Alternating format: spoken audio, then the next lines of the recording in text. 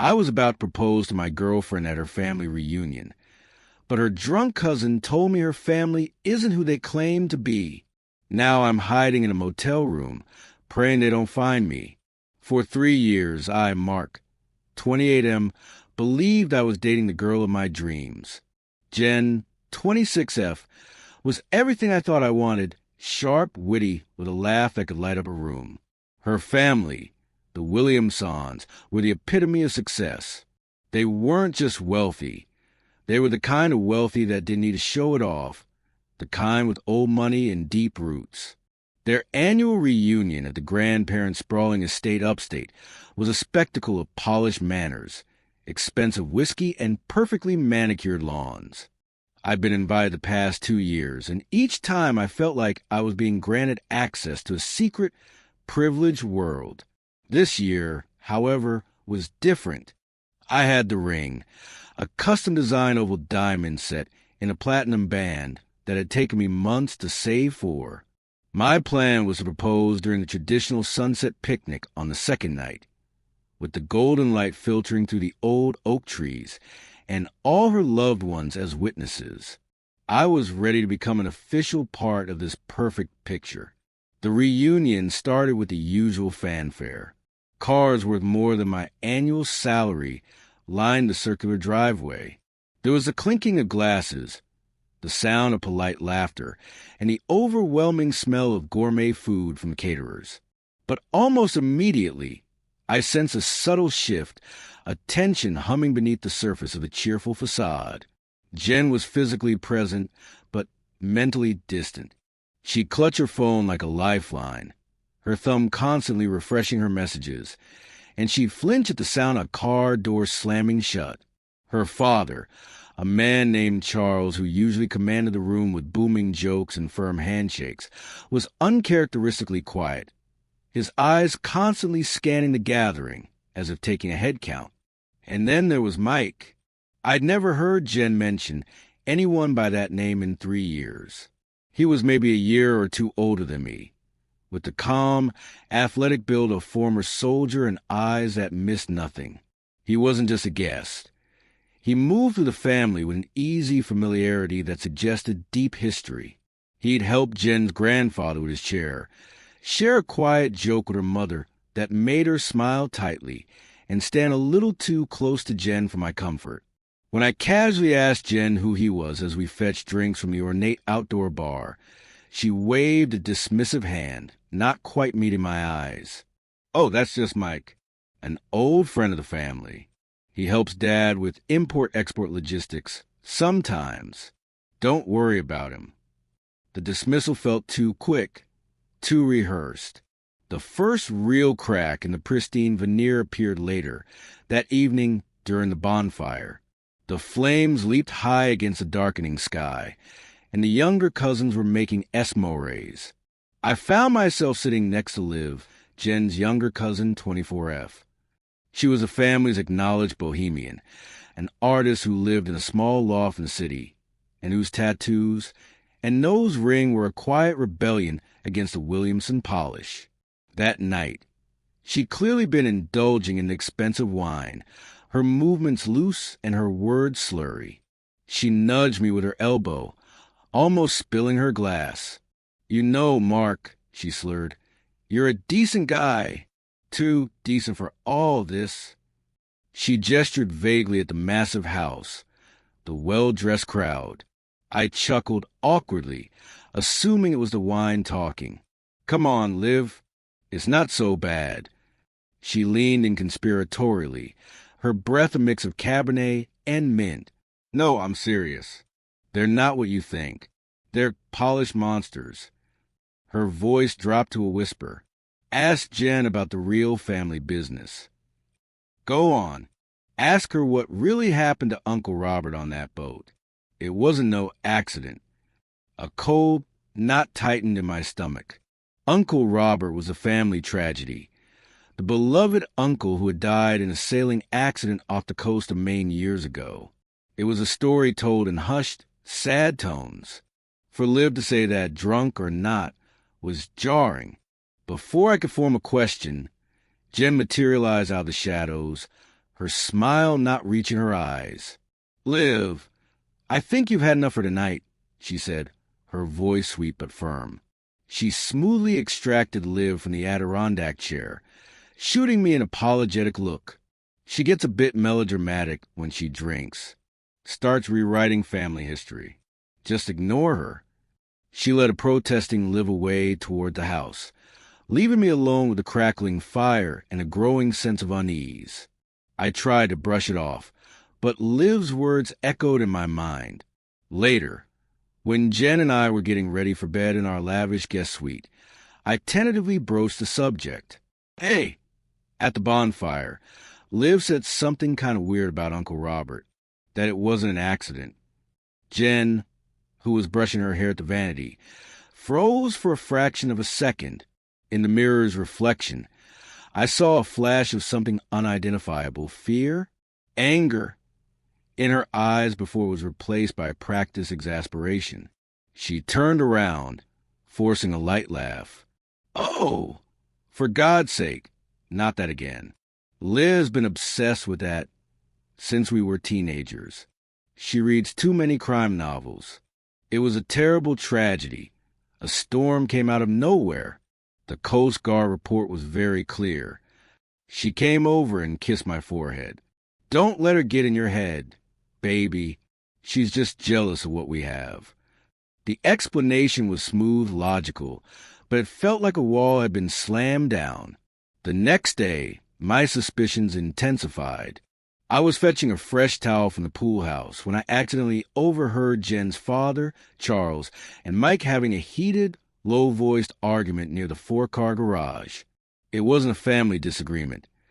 It was a tense, professional dispute. "The Miami route is too hot right now. We need to go through the Gulf," Charles hissed. Mike's voice was calmer, but firm. "The Gulf adds 2 weeks. The client won't like it. We stick to the plan. If we get caught with this shipment, we won't. The paperwork is flawless. Just like always." A twig snapped under my foot. The conversation ceased instantly. Both men turned to look at me, their expressions shifting from intense concentration to bland cordiality in a heartbeat. "Mark, everything all right?" Charles boomed, a little too loudly. "Just needed a towel," I mumbled, feeling my face flush. Mike just stared at me, his gaze flat and assessing, like a security guard evaluating a potential threat. I hurried back to main house, my heart pounding. Shipment? Flawless paperwork? This wasn't about furniture. The moment that shattered everything came on the afternoon I was supposed to propose. The ring box felt like a lead weight in my pocket. I went looking for Jen to suggest a walk before the picnic, to steady my own nerves. I found her in her grandfather's private study, a room filled with leather-bound books and the smell of old cigar smoke. The heavy oak door was slightly ajar. She was on her phone, her back to me. I was about to push the door open when I heard her side of the conversation, her voice low and urgent. "I know it's a complication, but we have to see it through. He's asking questions." "No, not just casual. Liv got drunk and ran her mouth last night about Robert. I told you she was a liability. I can handle Mark. I'll smooth it over. After the deal is done tomorrow, we can reassess. Just make sure the transfer goes smoothly. I'll deal with my end. Handle Mark. Reassess. Liability." The words weren't just hurtful, they were chilling. This wasn't the language of love, or even of a simple secret.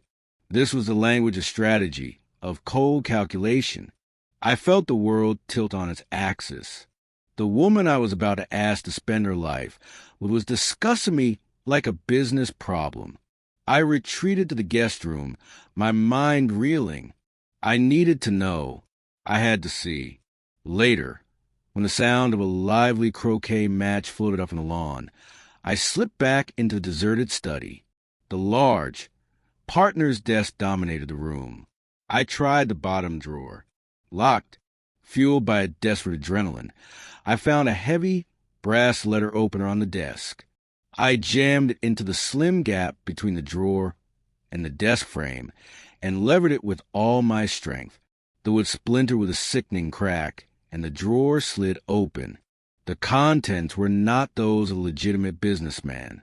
There were passports, multiple ones for Jen Charles, even her sweet-faced mother, all with different names. But their photographs stare back at me, a gallery of silent lies. Underneath the passports were thick bundles of cash, euros, dollars, even some sterling. And beneath it all, a simple, black-bound ledger. My hands trembled as I flipped it open. It was a log of transactions, but not for furniture. Entries listed dates, amounts in the hundreds of thousands, and code names like Ionic marble and Hellenic vases. Next to some entries were question marks, and next to one, dated just a week before Uncle Robert's death, was a single chilling word: terminated. I fumbled for my phone, my breath coming in short gasps. I took picture after picture, the flash illuminating the damning evidence. I heard heavy footsteps approaching down the hall. I shoved everything back into the drawer, pushed it shut as best I could, and bolted out the French doors of the patio, just as Charles Williamson entered the study. I was a ghost for the rest of the evening. I moved through the motions of the picnic, the ring of burning brand in my pocket. Jen asked me if I was okay, her hand on my arm feeling like a snake's coil. I muttered something about a coming migraine. The proposal was unthinkable. My only thought was escape. That night, I played my part. I went to bed early, feigning illness. As soon as the house fell silent, I moved with a speed I didn't know I possessed. I packed my bag in the dark, my ears straining for any sound. I took the ring box out and left it on the nightstand. It was no longer a symbol of hope, but of my profound gullibility. I didn't leave a note. I just ran. I crept down the back staircase, slipped out a side door, and sprinted to my car, parked at the far end of the driveway. I didn't turn on the headlights until I was a mile down the road. Then I drove for 4 hours straight, my knuckles white on the steering wheel, until I crossed state lines. I found a dingy motel off the interstate that took cash, and I collapsed inside, my entire body shaking. The next morning, I called my brother from a cheap burner phone I bought at a gas station. I told him the unbelievable story and sent him the photos via a secure app he used for work. The silence on the other end of the line was profound. When he finally spoke, his voice was grim. "Mark, this is serious. This is organized crime. You need to go to the FBI, not the local police. The FBI. Now!" But paranoia had taken root. What if the Williamson reach was longer than I thought? What if they had people everywhere? A day later, my personal phone, which I'd kept powered off, buzzed to life with a message from an unknown number. It was Liv. "They know you're gone. They found the force lock on the desk. They know you saw something. Don't trust anyone, especially not the police in Greenfield. Dad plays golf with the police chief every Sunday. I'm sorry. I tried to warn you." The message confirmed my worst fears. I wasn't just a jilted boyfriend. I was a loose end, and I knew what this family did to loose ends. So, Reddit, I'm here, sitting in this bleak motel room with the faded floral curtains and the smell of stale cigarettes. The life I knew is over. The woman I loved is a stranger, a criminal. Her family is probably hunting me. All because a drunk girl saw a decent guy about to make the biggest mistake of his life and tried to save him. I never got proposed. And right now, staying alive and out of shallow grave is a much more pressing concern than marriage. First, thank you for the thousands of comments and messages. The support and the serious, practical advice, especially the constant urging to contact the federal authorities, gave me the courage to act. Reading your stories of similar betrayals, though heartbreaking, made me feel less alone.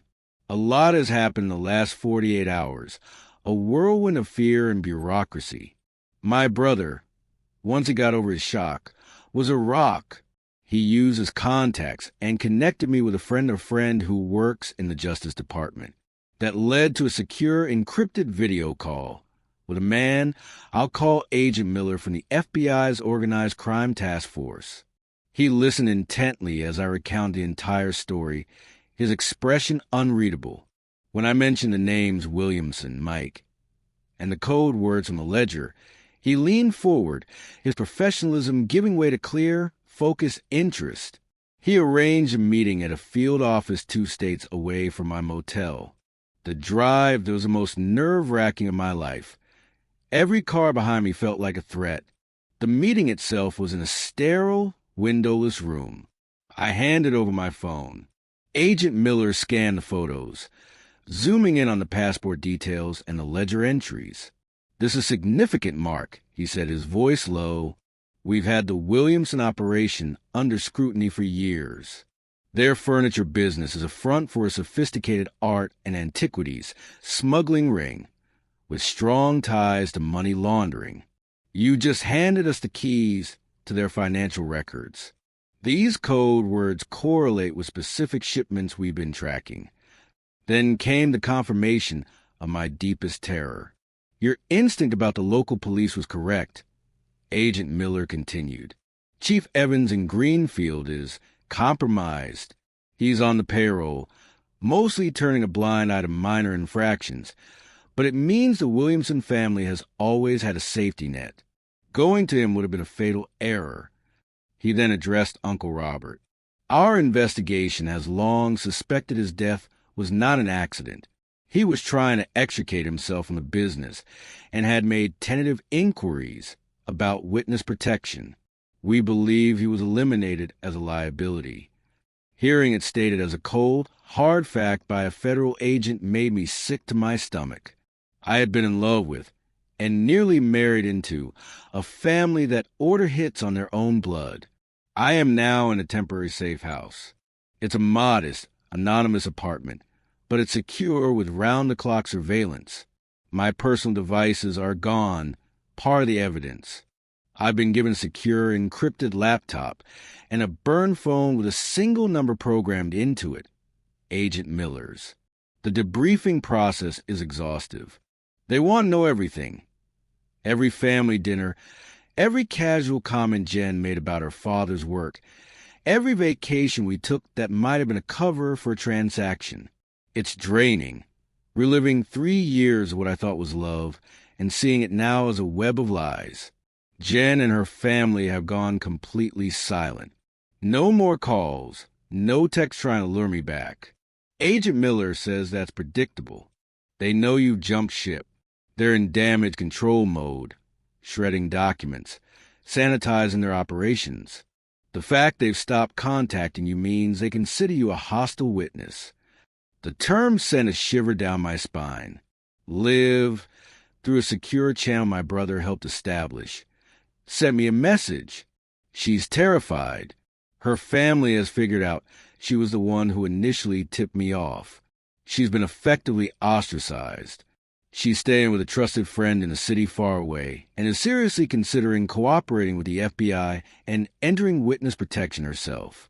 I feel profound guilt for appending her life, but also an immense gratitude. Her moment of drunken courage saved me. Emotionally, I'm a wreck. The betrayal is a physical pain. I'm working with an FBI-appointed psychologist who tells me it's a form of trauma, which makes sense. My entire reality has been shattered.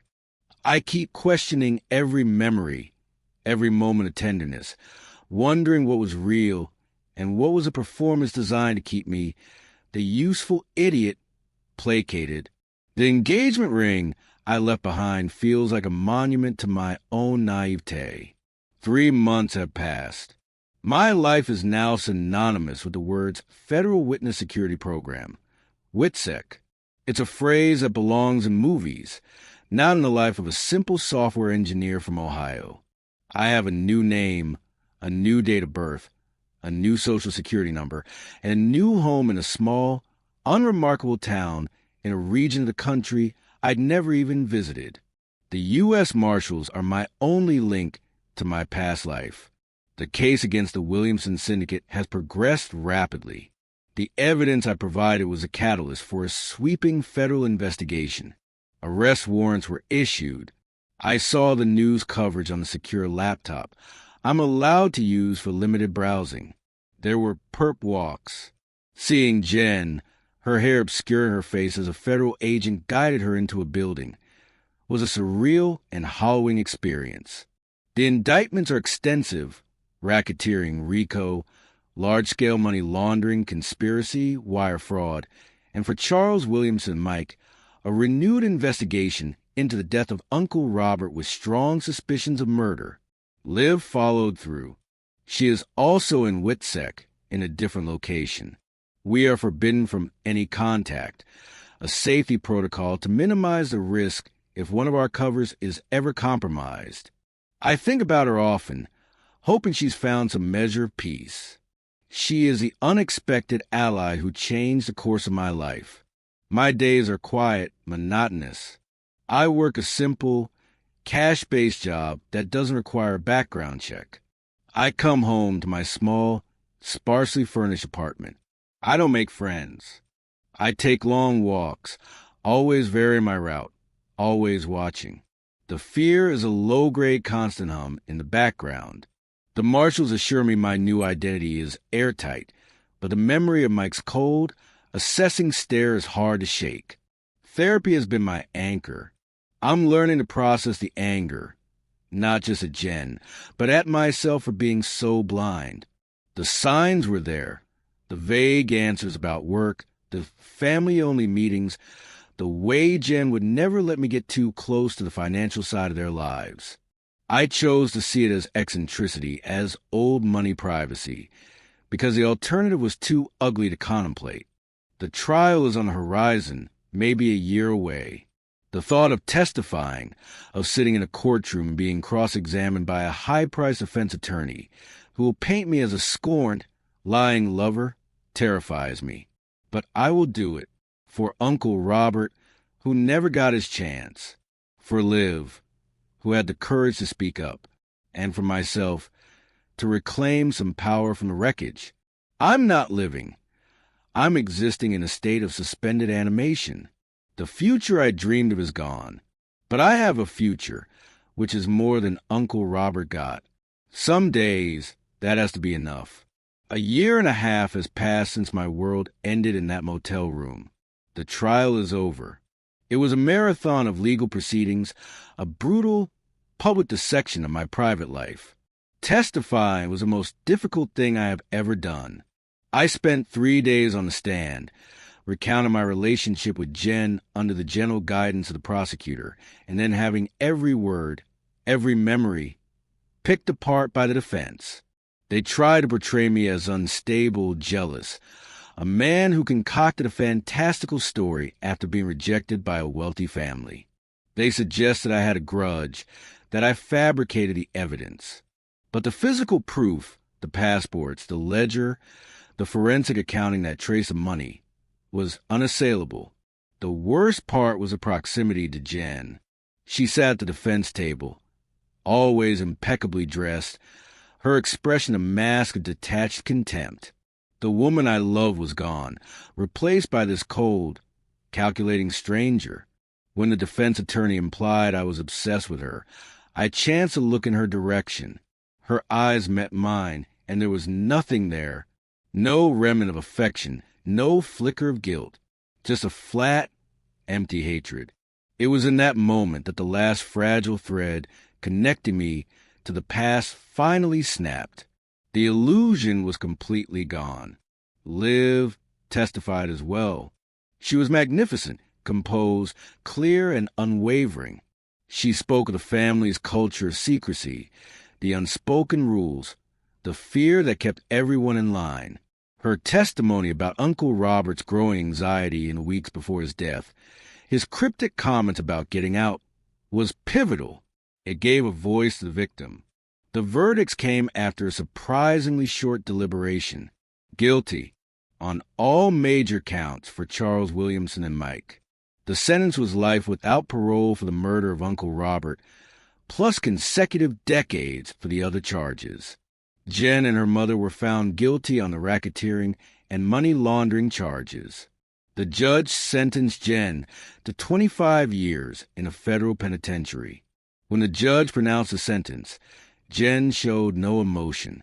She simply stared straight ahead, as if the proceedings were beneath her. As the bailiffs led her away, she finally turned her head and looked directly at me. There was no last-minute apology, no tearful admission, just that same icy hatred, now mixed with chilling finality. Any last ghost of what we had was exorcised in that courtroom. She was a criminal facing the consequences, and I was the witness who helped put her there. After the trial, the U.S. Marshals gave me a choice. I could remain in the anonymity of Witsec, or I could try to rebuild a life under my original name, given that the primary threats were now neutralized and incarcerated. I chose to leave the program.